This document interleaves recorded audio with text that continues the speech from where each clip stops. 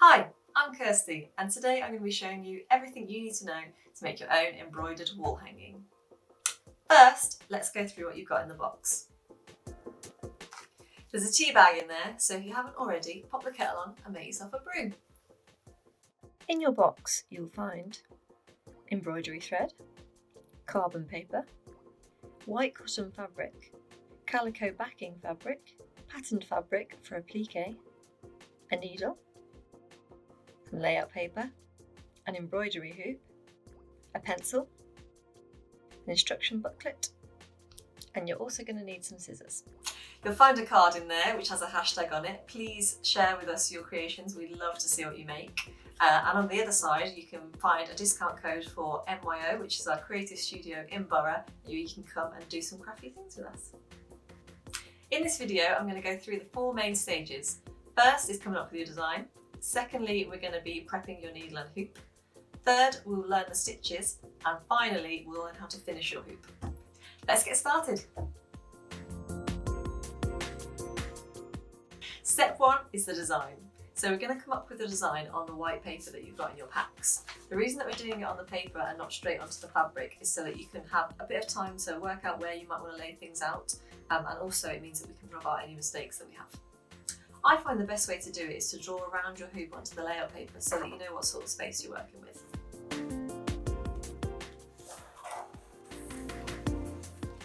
In the back of your booklet you'll find lots of designs that you can trace with your layout paper, or you can just freestyle and draw your own.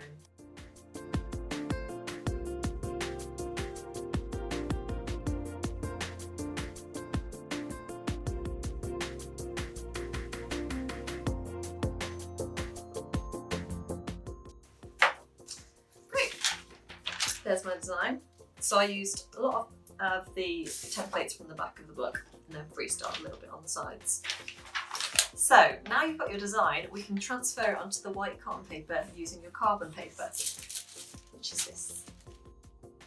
To transfer your design onto the white cotton, we're going to take your piece of carbon paper and place it on top of the cotton with the shiny side facing down, like so.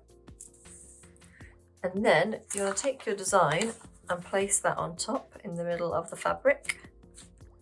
Now we can trace over it with our pencil.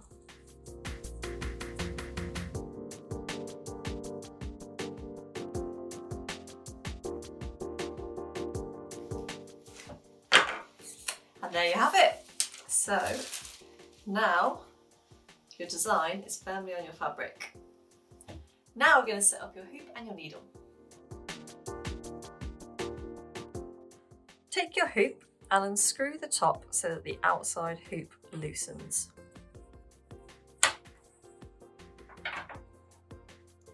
Place your inner hoop on the table and take your design and place it over the top so that it's in the centre. Now take your outer hoop and place it over the top of that, back onto the inner hoop. And now you can tighten it at the top again.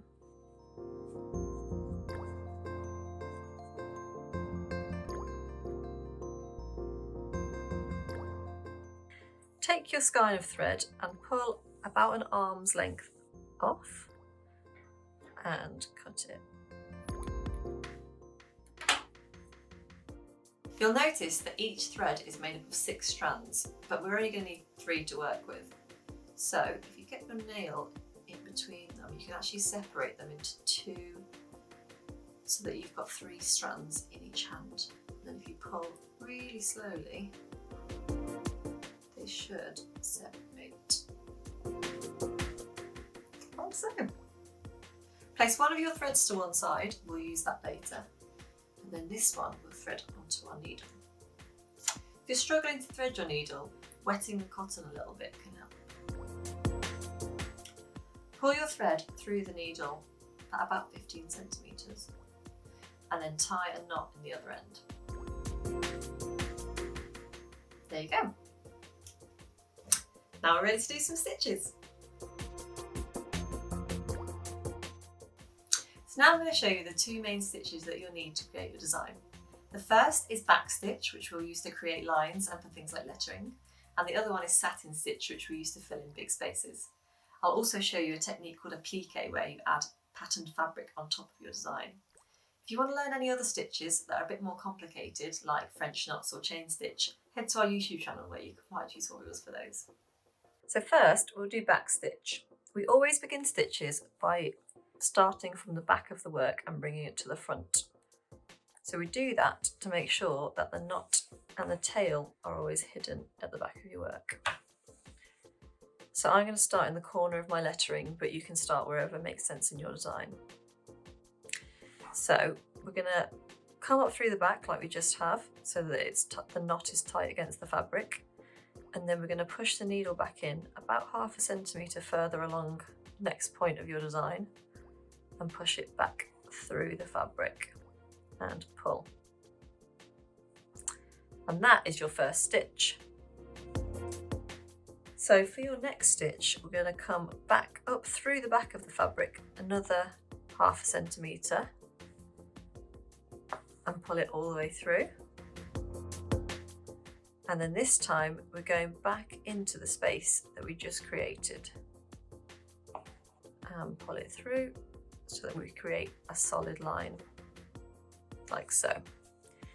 And then again, another 1/2 centimetre forward, we come back up through the fabric and pull it through, and then we go back into the space we just created. And we continue in this way around all the lines in our design, so all the outlines.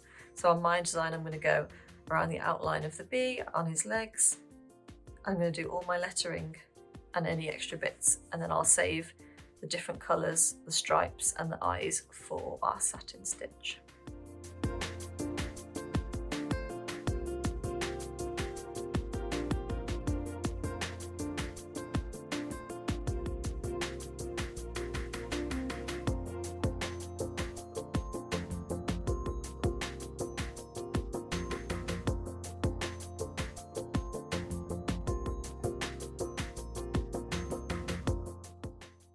So to move on to our next letter, I'm just going to put it through the back again, starting at the bottom of the next letter. And then the crossover is hidden at the back of the work. And we continue as before. For these areas of the bee's wing, which are a bit more intricate, I want the line to be a bit thinner, so I've changed my thread to have only one strand on it.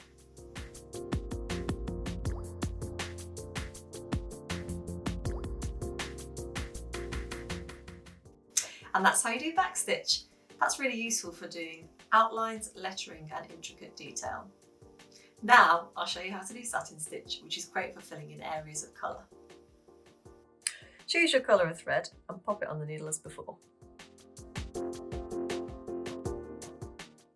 Decide what edge you're going to start from and which direction that you want your strokes to go in. This is more important for things like leaves or lips, where you want to recreate veins or creases, because you'd think about it the same way you would as if you were colouring in or you were painting. So for me, I'm going to be doing the bee's body with the yellow, and I want the bee's fur to be going downwards, so my strokes are going to go down. So I'm going to start from this top layer here, and I'm going to come in through the back again, like before, so that the knot and the tail is at the back of your work, like so. And then I'm going to pop back in underneath the first stripe, pull it all the way through, and then I'm going to bring the needle back up through the work right next to where I just started and pull it through, and then I'm going back in just next to where I went out on the first stitch and pull it through. I'm just going to keep continuing to do that all the way across this stripe to fill in the space with a block of colour.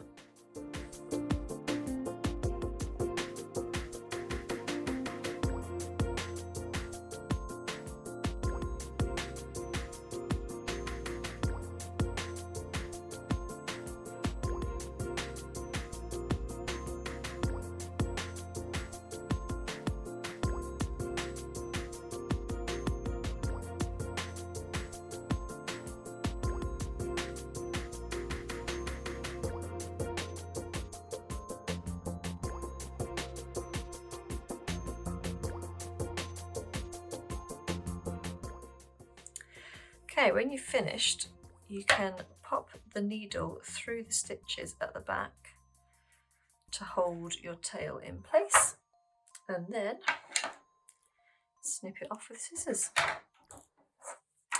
And that is satin stitch. Now I'll show you how to applique some patterned fabric to your design to add texture. So you can either cut out a piece of fabric freestyle, or we can trace the shape that you want as we did before, which I'm going to do. So I'm going to make these hexagons. So I'm going to place the carbon paper on top of the fabric that I want to cut out. I'm going to place my design on top and draw my hexagons on.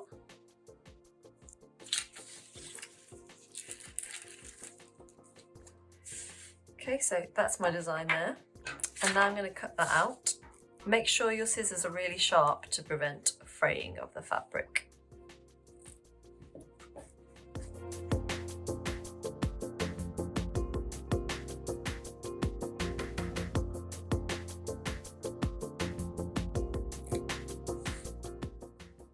There we go. So I'm going to attach this using running stitch. You can also use back stitch as we did before to sew these into place, but I'll use running stitch, which is really similar to back stitch. So we're going to be coming up through the back just as we did before and pulling the needle all the way through until we get to the knot. And then same as with back stitch, we're going to come forward 1/2 centimetre and back through your fabric. And then we're going to come forward another 1/2 centimetre and up through again. But this time, instead of going back to fill that space, we're just going to keep moving forward. So we'll go forward another 1/2 centimetre and back in and pull it through. And back up through 1/2 centimetre ahead again. And back in. And I'm just going to continue doing that all the way around the outline of my piece.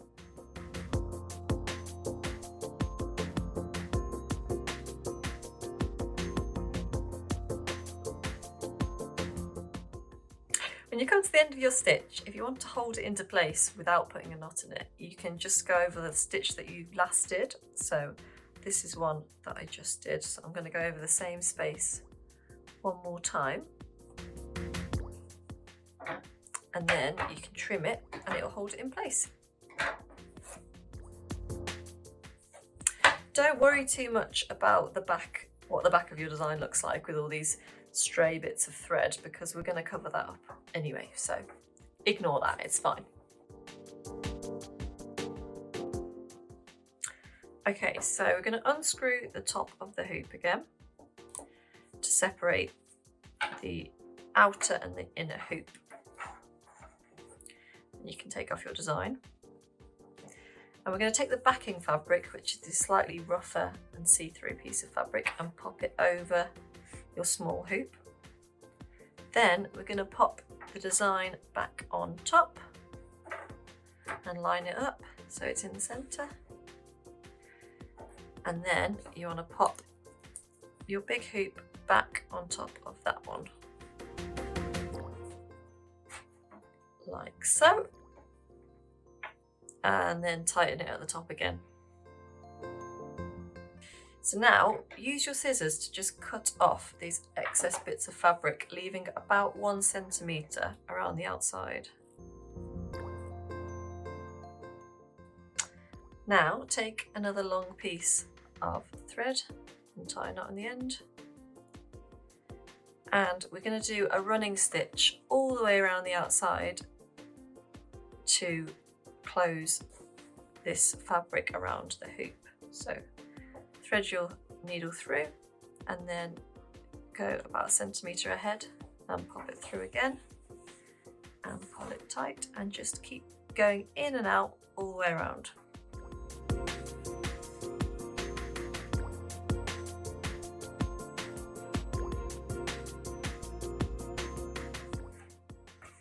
Then once you're back at the top, do a double stitch again to hold it in place, and you can pop it through the loop and then cut off your string.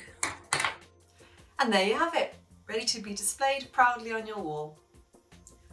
If you want to customise it even more, you could paint your outer hoop in any colour you like, or you could use a funky ribbon or string to hang your hoop on. If you'd like to learn more stitches like chain stitch or French knots, check out the other videos on our YouTube channel. There's loads to find on there.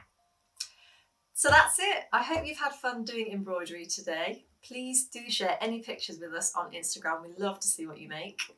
If you have any questions at all or need any help, please don't hesitate to get in touch.